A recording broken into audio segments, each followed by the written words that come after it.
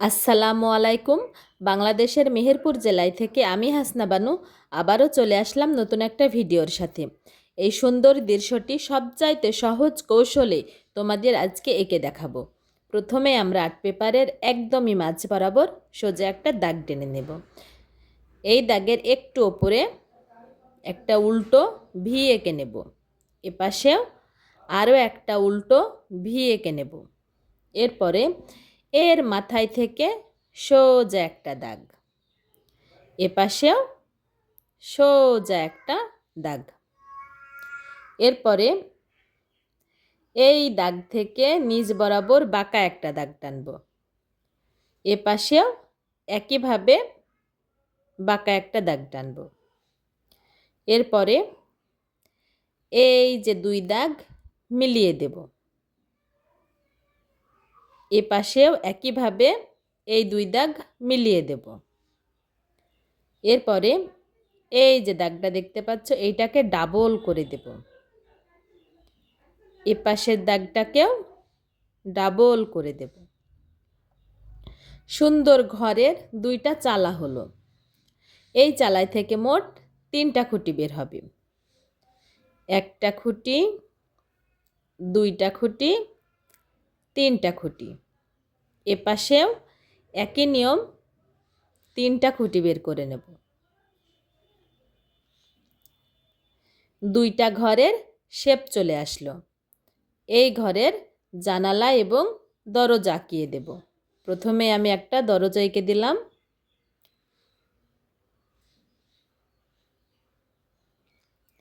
এরপরে একটা জানালা এঁকে দেব।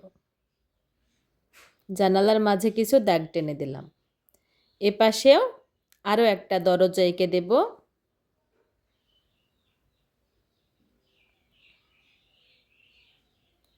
এবং একটা সুন্দর জানালা এঁকে দেব। দুইটা ঘরের পরিপূর্ণ শেপ চলে আসলো। এই ঘরের পাশে আমি একটা গাছ আঁকাবো, এই জন্য দেখো একটা ভি এঁকে নিলাম। এপাশেও আরও একটা ভি এঁকে নিলাম। এরপরে দেখো, মনোযোগ দিয়ে দেখো, এইখান থেকে ধরে একটু বাঁকা করে নিচের দাগ পর্যন্ত, এপাশেও তাই একটু বাঁকা করে টেনে এনে নিচের দাগ পর্যন্ত। একই নিয়মে এই গাছের গোড়াটাও আমরা এঁকে ফেলব। এরপরে এই ডালে একটা ডাব্লিউ, এই ডালে একটা ডাব্লিউ, এটাতেও আরও একটা ডাব্লিউ, এইটাতেও আর একটা ডাব্লিউ। এরপরে এইখান থেকে দেখো রাউন্ড করে করে নিয়ে এই যে লেগে দিলাম। সুন্দর একটা গাছের শেপ চলে আসলো। একই নিয়মে এই গাছটারও আমরা একটা পাতার শেপ দিয়ে নেব। দেখো রাউন্ড করছি, সুন্দর একটা গাছের শেপ চলে আসলো। এরপরে এই যে মেজারমেন্ট দাগটা দিয়েছিলাম, এর ওপর দিয়ে একটা দূরের গাছপালা এঁকে দেবো। দেখো ছোট্ট বড় রাউন্ড করছে, একটা ছোট তো একটা বড়, একটা ছোট তো একটা বড়। এভাবেই আমরা দূরের গাছপালাটা এঁকে দেব।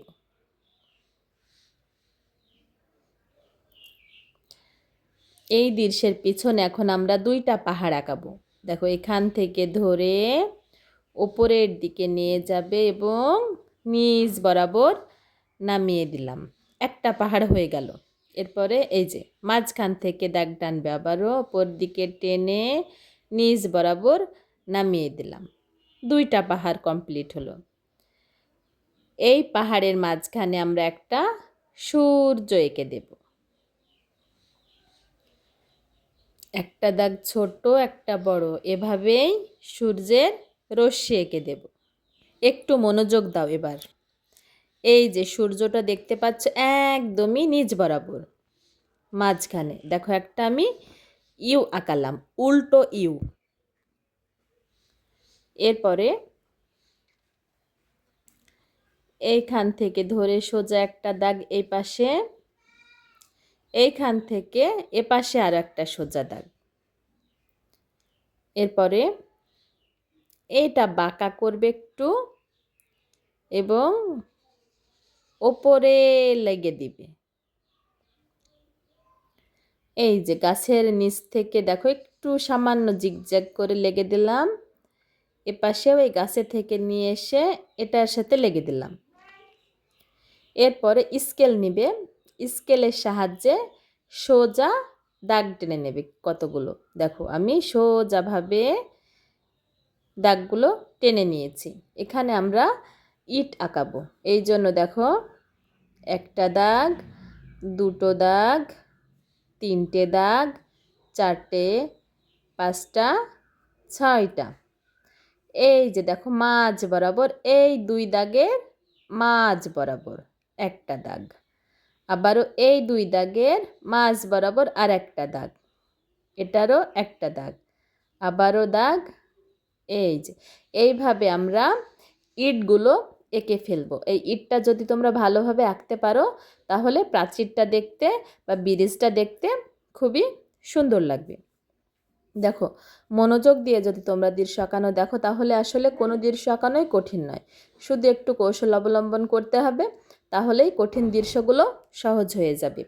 আমার একটা সাবস্ক্রাইবারের নাম সুমন ঘড়ুই, তার মার নাম শম্পা ঘড়ুই। তো সে আমায় কমেন্ট করেছিল আর বলেছিল আমি যেন ভিডিওতে তার নাম উল্লেখ করি এবং তার মায়ের নাম উল্লেখ করি। সৃষ্টিকর্তা যেন তার মাকে এবং তাকে কল্যাণ দান করে, আমিন। তো আমার দৃশ্যটা কেমন হয়েছে কমেন্টে অবশ্যই জানাবে। আর আমি বাংলাদেশের মেহেরপুর জেলায় থেকে বলছি, আমার নাম হাসনা বানু। তো তোমরা কোথায় থেকে আমার এই ভিডিওটা দেখছো অবশ্যই কমেন্টে জানিও, কেননা আমারও জানতে ইচ্ছা করে আমার ভিউয়ার্সরা কোথায় থেকে আমার এই ভিডিওটা দেখছে। যদি তোমাদের এই ভিডিওটা একটু ভালো লাগে প্লিজ একটা কমেন্ট করো যে তুমি অমুক স্থান থেকে দেখছো আমার এই ভিডিওটা। আমার ভীষণ ভীষণ ভালো লাগে যখন দেখি যে আমার এই ভিডিওটা দূর দূরান্তে থেকে আমার ভিউয়ার্সরা দেখছে। তো দৃশ্যটা মনোযোগ দিয়ে দেখো, তাহলে ইনশাল্লাহ তোমরা শিখতে পারবে। তোমরা কমেন্টে জানিও কেমন হয়েছে দৃশ্যটা। এরপরে দেখো এইখান থেকে আমরা হালকা হাতে প্রথমে টেনে নিচ্ছি, বাঁকা করে পাড়ের অংশ আঁকাচ্ছি। এরপর আমরা গাঢ় করে দেব। দেখো হালকা হাতে টেনে এই যে বাঁকা করে দিলাম, এটা পাড়ের অংশ, দুই পাশে দুটো পাড়ের অংশ। এরপরে দেখো আমি গাঢ় কালি দিয়ে করে দেব। এই যে দাগের ওপর দিয়ে টেনে টেনে বাঁকা আবারও টেনে দিলাম। এপাশেও একই নিয়ম, দুই পাশে দুটো পাড়ের অংশ হলো।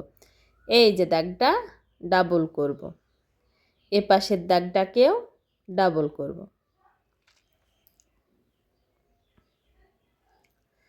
এরপরে এইখানে আমরা একটা ঘাসের ঝোপ এঁকে দেব। আমি ঝোপটা কিভাবে আঁকাচ্ছি তোমরা দেখো।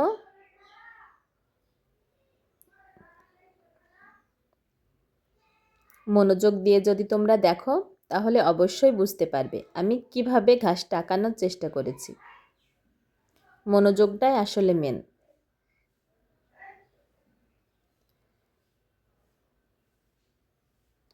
সুন্দর একটা ঘাসের ঝোপ হলো। এপাশে আমরা আরও একটা ঘাসের ঝোপ এঁকে দিলাম।